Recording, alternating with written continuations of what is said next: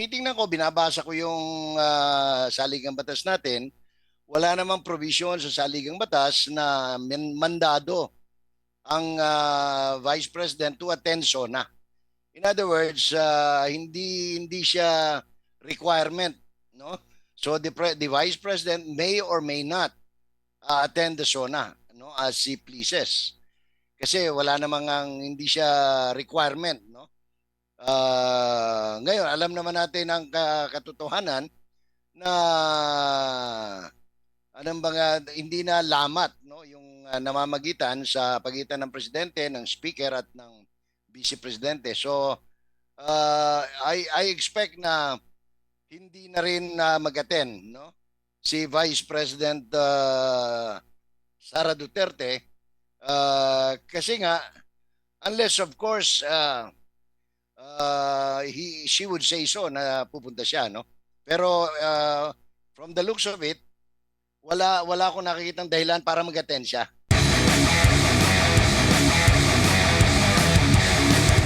Dito sa kanyang mga recent na mga exclusive na mga panayam at tinatawag na podcast, makikita mo na ba yung possible na magiging laman ng kanyang Sona Manong J? Kasi halimbawa, yung sa interview niya kay Ka Tonying, nabanggit niya doon na meron daw silang ginagawa na malalaking mga projects kaso hindi raw maramdaman ng nasa taong bayan at napagtanto nila na needed nila yung mga maliliit daw na bagay na super kailangan agad yung malapit sa bituka ng tao, doon sila nakafocus. Tapos bigla na lang nagbanggit siya na tatanggalin sa pwesto yung mga hindi perform at kung ano-ano pa yung sa EDSA rehabilitation at kung ano-ano pang mga plano. Parang diretso na mabibigla ka lang, ay, meron palang ganitong plano. Nakikita mo ba na yung mga salita or mga pahayag na yon ng Pangulo, possible yun yung magiging laman ng kanyang SONA? Hindi ko nakikita, Admar, kasi unang-una, halos lahat naman ng pinag-resign niya, especially yung cabinet level, bumalik lahat eh. Wala naman natanggal. No? Wala natanggal. Kung sasabihin mo si Acusar, yung sa Department of Human Settlements, tinanggal. Nilipat Hindi lang. naman siya tinanggal eh. Ni-reassign lang sa ibang lugar eh. Tapos inakyat lang yung kanyang deputy. So hindi yun talagang pagtatanggal. Ang mga pinagtatanggal, yung mga hindi cabinet level. Although they may have a rank of a cabinet, pero hindi sila line agencies directly involved in the delivery of the basic services, government services sa mamamayang Pilipino. Ang alam natin, pinalitan lang yung sa CHED at kung sino pa, Land Bank. Hindi siya ganun hindi siya directly involved. Ngayon, yung sabi niyang big ticket project, saan? Yun agad ang hanapin natin eh. Saan ba? Nasa Alapaap ba yan? Nasa Luzon, Visayas, Mindanao? Where?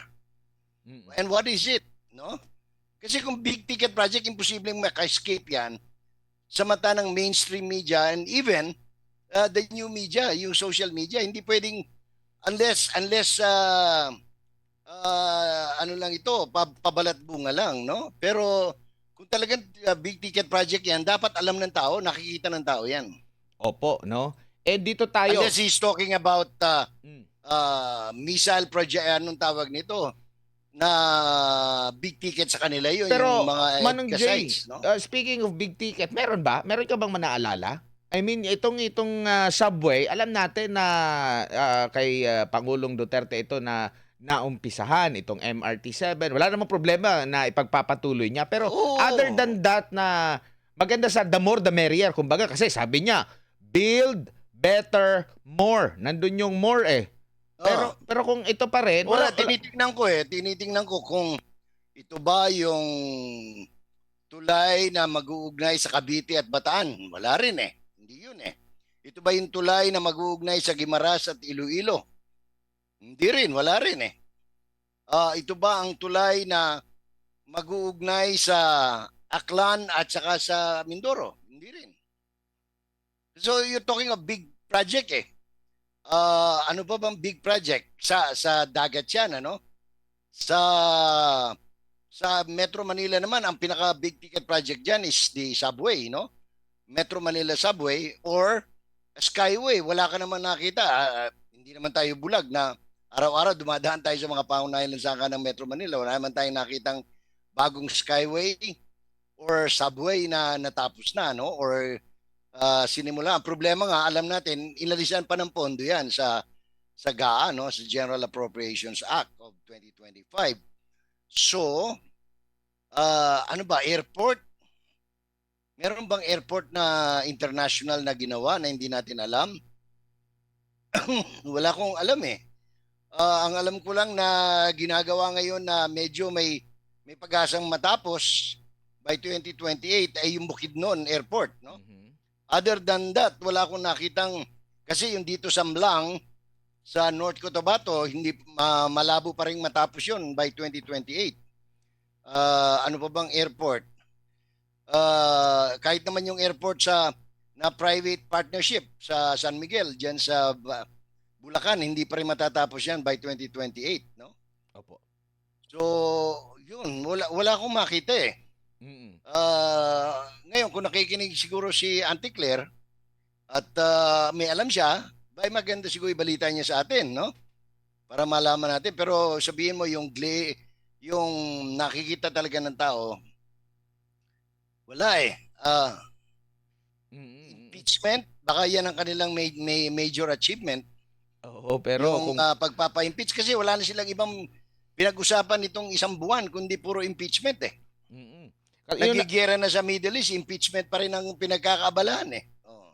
Yung pagtanong pa nga kung kailangan na ba na ma-repatriate agad-agad yung ano, parang hindi pa nga sure, pero si dating Pangulong Duterte agad-agad ginamit yung eroplanong ginagamit niya, may biyahe agad, no? Itong mga Pilipino hindi ganun ka agap yung kanyang naging salita, no?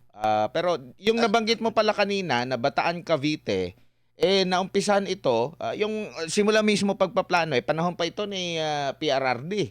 Oo, hindi ako okay lang ako kahit na simulang panahon pa ni Pinoy yan, basta importante Matapos. na ano nila, na prosecute nila, no? Oo. Kahit man lang naumpisahan, wala pa ako nakikitang ganun eh.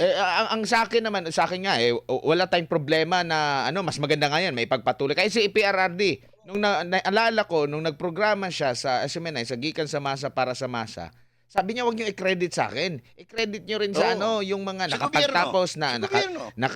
nagtuloy niyan. Ang importante is matuloy. Pero doon ako kasi sa kanyang pangako, parang tinapatan niya yung build ni PRRD ng BBM. Build better, Hindi. more. Saan yung Ganito kasi more? yan, Admar, no? Ang campaign niya is continuity. Continuity. Kaya niya nabanggit yung BBM yung build more. Kasi Tsaka yan yung ano. sabi niya, ang promise niya sa tao, iboto ho ninyo ako kasi yung ano man yung napasimulan ni PRRD, itutuloy ko. Which is Kaya yan yung nga siya ginamit nila binoto kay BP Sara para masuyo, di ba? Ang sabi ni BP Sara, may pagpatuloy yung mga key projects na okay na ako. So yun yung ipinangako nila, kaya nandun yung continuity, Manong Jay. Correct. Ngayon, meron lang maganda dyan sa zona na binabanggit mo. Ako natawag ang pansin ko kasi inimbita nila si former President Rodrigo nga. Duterte. Oh. Siyempre, pag inimbita mo, i-welcome mo yan. Ibig ba sabihin yan na yung pinadala na invitation sa ICC para makadalo si PRRD pa uuwi na sa Pilipinas? For sure, alam naman nila siguro kung saan ang Pangulo. Di Oo ba? nga. Tapos, pero ang balita ko, hindi naman daw i-address doon sa ICC, parang doon daw sa kanyang residence sa sa Davao City, yung liham kasi protocol daw lahat imbitahin. Pero yun nga, ang tanong ko nga, Kasi former president inimbita talaga. alam naman nila. For sure alam nila kasi sila nang nanguna, wag na tayong magmangmaangan. Alam nila kung nasaan ang Pangulo, tapos sasabihin nilang imbitado, ibig sabihin ba na makakauwi na si PRRD?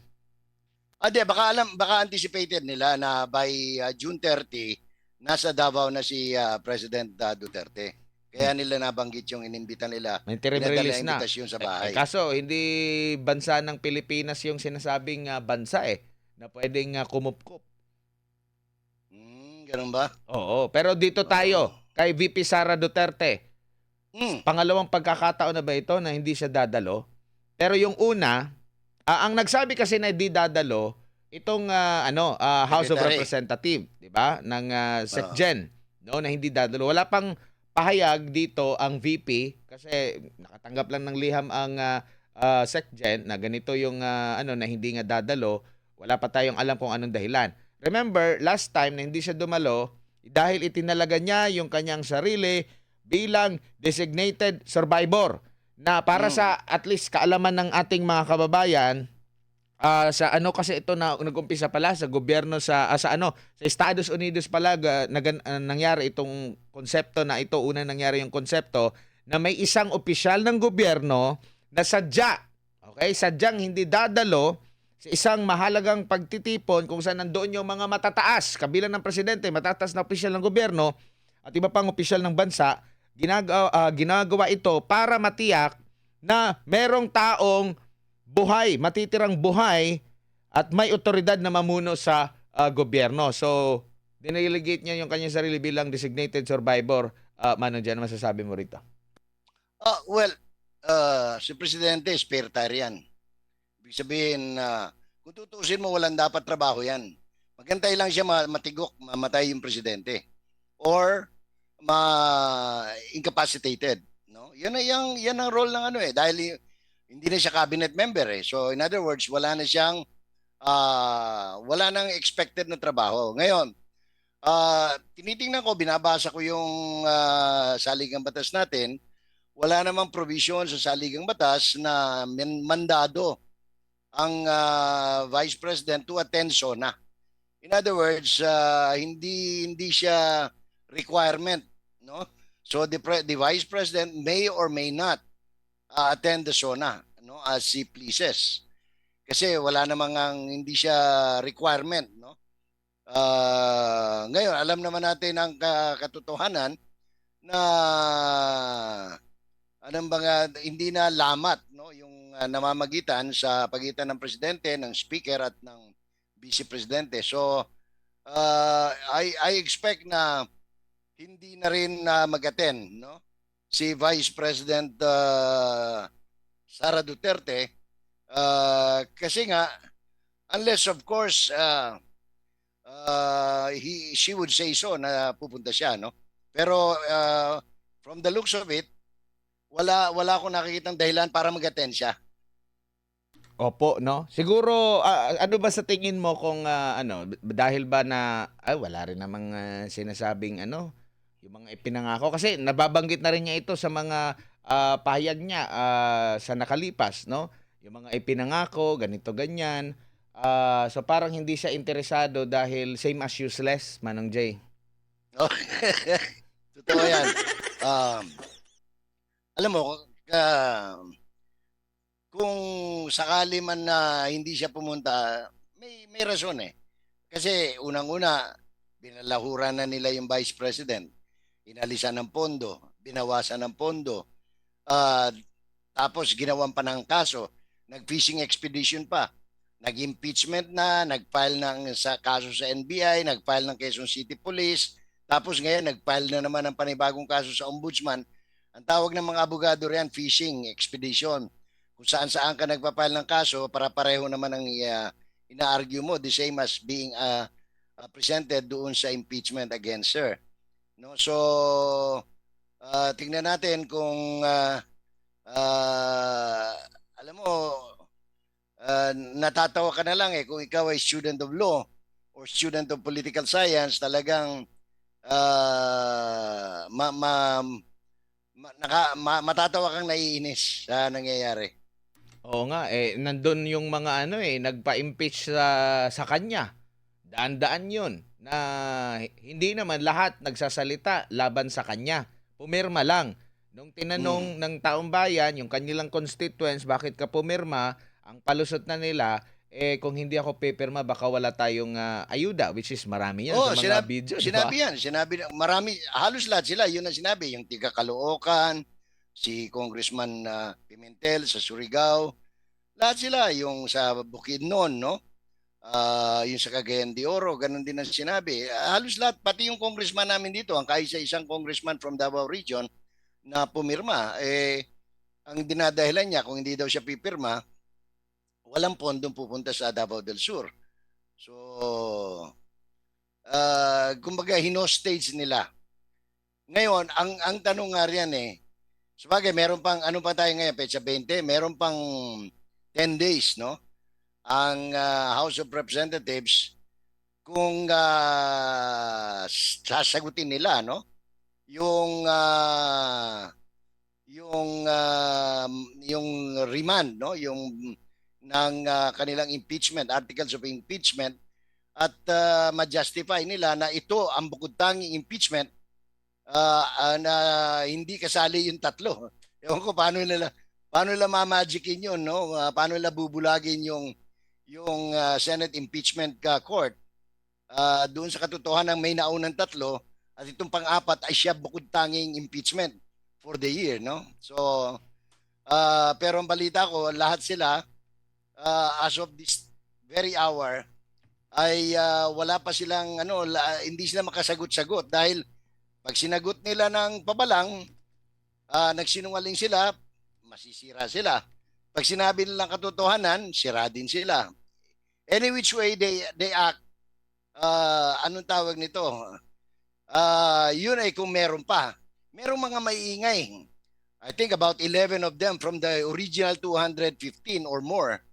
11 na lang yung maingay. The rest, mukhang ako nga ibang naiisip ko, Admar, baka mamaya pagdating ng July 28, iba na ang leadership sa House Oo nga, di ba? Pero Oo. nagkaroon sila lang na... Kasi sigurado iba na ang magiging leader ng nakakatik ako, iba na ang magiging pinuno ng Senado. Pero di ba nagkaroon sila ng necrological service, hindi pala necrological service yun. Pagbibigay pugay pala, meron kasing picture doon sa nakita mo ba yun? Yung pamisa. Hindi, yung isa pa yung sa loob, sa plenary. Akala ko necrological service kasi may nakita kasi akong painting nung ni speaker, hindi pala. Nabasa ko lang kasi sa comment section. Pasensya ka na, kami nagtatanong din yan, Admar. Ano ba yun? Kasi akala namin... Pag nagbigay pugay lang ba sila? Bakit? Wala si speaker? Nandun Why pala do si they need a speaker. picture? Nandoon lang, parang painting yata yun. Kaya nga sabi ko, nakakrap yung picture. Sabi ko, nung nakita ko yung buong picture, nandoon pala si si speaker. So binigyan nila ng pag binigyan nila ng pugay, yata no. Sa kabila po ng siya yung may pinakamababa sa top 5 na officials sa Pilipinas. Siya yung may lagapak yung kanyang gradong binigay ng taong bayan sa kanya. Ang alam ko, negative 10% ang net satisfaction rating niya, no? Mm-mm. Alam mo, ngayon lang nangyari sa kasaysayan ng Pilipinas yan. 70 years old na ako. Ang tagal ko nang kumukover sa gobyerno. Pag ngayon lang ako nakakita ng pangatlo o pangapat sa pinakamataas na opisyal ng gobyerno. Bakit Bakit ganun na negative rating? Bakit ganun Manong J? Pumupunta naman siya sa iba't iba kahit nga hindi yata niya function Hindi ba yung palengke, yung naganyan siya ng mga itlog, pumunta doon sa mga bigas, yung function ng DA, nandun na rin siya. Hindi pa ba sapat yun yung pagbibigay ng mga ayuda, pangunguna? Laki-laki pa nga ng picture niya. Akala ko nga siya na yung presidente, laki ng picture na. Malaki pa sa building. Hindi pa ba sapat yun para at least makilala ng taong bayan na meron siyang ginagawa, Manong J? Kilala siya ng taong bayan pero hindi ko alam kung nasusuka ang taong bayan. No? So, Anong problema? kasi kung negative yung net satisfaction rating mo, ibig sabihin na hindi nila gusto. Meaning, ang taong bayan hindi gusto yung kanyang mga pautot. No? Yung kanyang mga gimmick. No? Ang resulta nga nung botohan sa kanyang lugar, kasi wala siyang kalaban, di ba? Parang naano yung kanyang kalaban na DQ yung kanyang kalaban. Ang balita ko rito, parang kalahati lang ata yung bumoto sa kanya. Sige, i-check ko ha kung ilan. Mabuti binanggit mo yung DQ na yan kasi 'di ba laman ng balita over the last 24 hours yung kay Abante. Opo. Alam mo, kaibigan natin si George Garcia ng COMELEC at yung iba pang mga commissioner no diyan sa Commission on Elections. Pero palagay ko sumala sila rito sa ginawa la even the second division yung tinutukoy ni Chairman Garcia.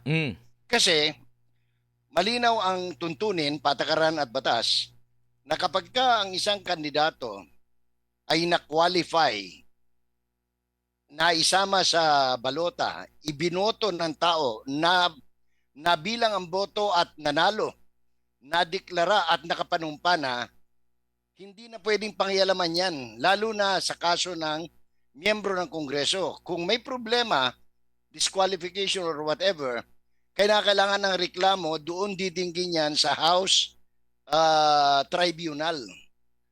Election Tribunal, no? House of Representative Election Tribunal. At sila magdidesisyon. Nangyari yan sa panahon ni Congressman Jess Dureza na sinampahan ng kaso ni former Speaker Nograles, no? Tapos nanalo si Nograles at naupo siya. Pero ang nagdesisyon yung House of Representative Election Tribunal. Ganun din ang mangyayari halimbawa may gustong mag-complain against anong tawag nito, si Eric Sylvester Tulfo. Hindi na pwede sa COMELEC kundi dapat doon na yan sa Senate Electoral Tribunal. Yun po ang batas. So nagtataka ako bakit umiepal yung second division bagamat yung kanila siguro paepal lang dahil malinaw naman ang batas ang magdidesisyon yan yung House of Representative Electoral Tribunal. So kung may reklamo si Congressman Abante doon siya magreklamo sa Election Tribunal, doon niya ipa-disqualify. Pero tingin ko, paano niya madi-disqualify yung tao na pinanganak sa Pilipinas, Pilipina ang nanay, dito lumaki, nahalal sa pagiging konsehal ng ilang beses sa ilang termino sa Maynila, nakasamahan pa niya, magkasama sila dati sa isang grupo. I don't know how he will justify, pero para matapos lang lahat, wala yung yun pampaano lang yun, pampadagdag lang sa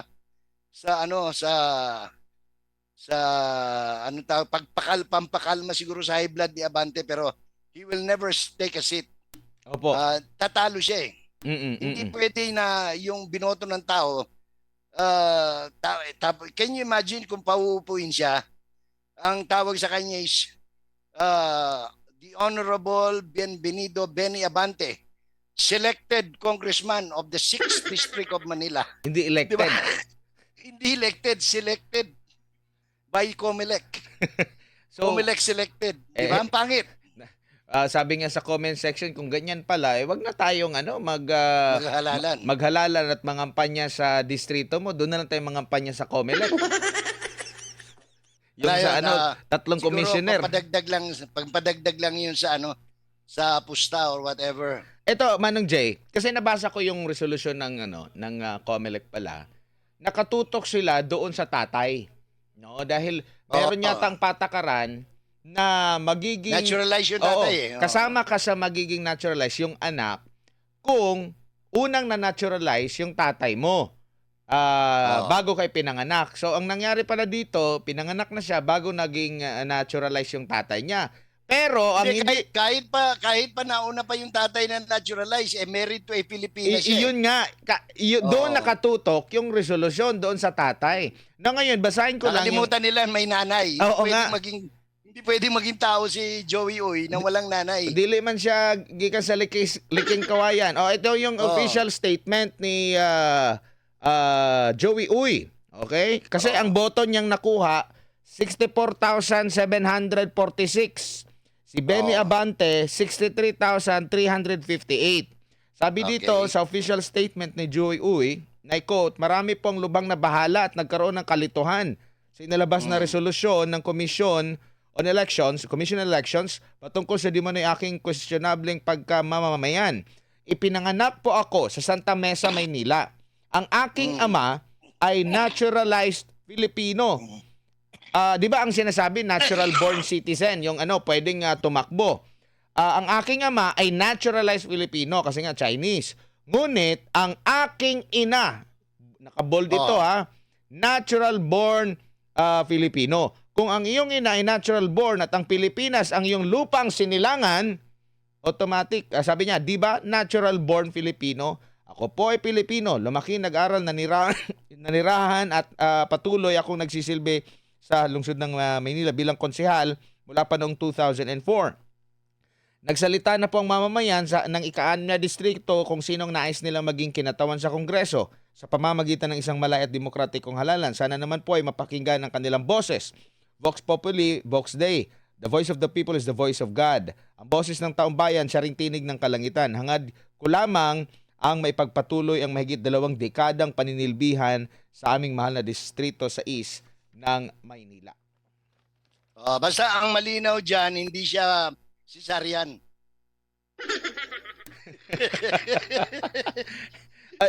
Isa pa, Manong Jay, dito, balikan ko lang yung sa Natural born, no? Natural. Isa lang, balikan ko lang yung issue doon sa impeachment.